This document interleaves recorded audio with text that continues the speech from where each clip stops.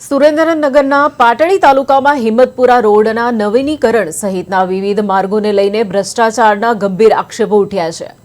Malvan Bahucharaji highway પર ચાલુ 4 lane road પર કામમાં ગુણવત્તાના અભાવે સ્થાનિકોમાં રોષ ફેલાયો છે, જ્યારે આશિષ ઇન્ફ્રાકોર કંપની દ્વારા કરવામાં આવતા કામગીરી નબળી કક્ષાનું હોવાનું અનુમાન છે। નવીન બનેલા રસ્તા ટૂંક સમયમાં જ બેસી જતા વિકાસ કામોની ગુણવત્તા પર સવાલ ઉઠી રહ્યા છે। ધારાસભ્ય અને સ્થાનિક આગેવાનોના મૌન પર લોકો નિરાશા વ્યક્ત કરી રહ્યા છે। નબળી કામગીરી કરતી કોન્ટ્રાક્ટર સામે તાત્કાલિક પગલાં લેવાની માંગ ઉઠી રહી છે।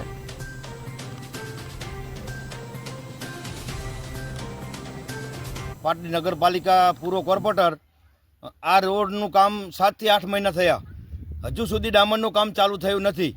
લોકોને એટલી બધી હાલાકી પડે છે કે ના પૂછો વાત। એમ લોકો સવાલ કહે કે અમે ક્યારે બનાવશે આ રોડ। એમ વહેલી તકે રોડ બને આ તકે ધારાસભ્યને પણ મૌખિકમાં રજૂઆત કરી હતી એમને કે તો પાટડી દસાડાને આ લોકોએ ભ્રષ્ટાચારનું એપી સેન્ટર બનાવી દીધું હોય એવું મને લાગે છે।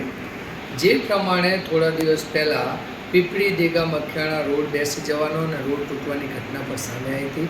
આજે સોશિયલ મીડિયાના માધ્યમથી અને અમારા જે એક બે પ્લેટફોર્મ છે એના માધ્યમથી પણ માહિતી મળી કે હિંમતપુરા નારાયણપુરાનો જે રોડ છે એમાં ખાસ કરીને હિંમતપુરા પાટડી હિંમતપુરા વચ્ચેનો જે રસ્તો છે એ હમણાં જ બનાવ્યો છે અને એ પણ ભાગીને ભૂક્કો થઈ ગયો।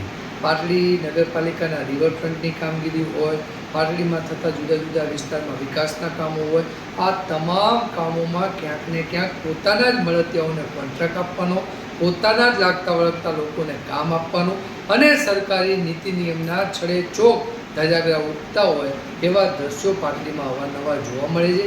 મેં વચ્ચે પણ આ બાબતને લઈ અને માન્ય કલેક્ટર સાહેબશ્રીને પણ એક વખત મૌખિક ફરિયાદ કરેલી કે પાટડીમાં થતા વિકાસના કામોમાં ધ્યાન કર્યું છે। પાટડી નગરપાલિકા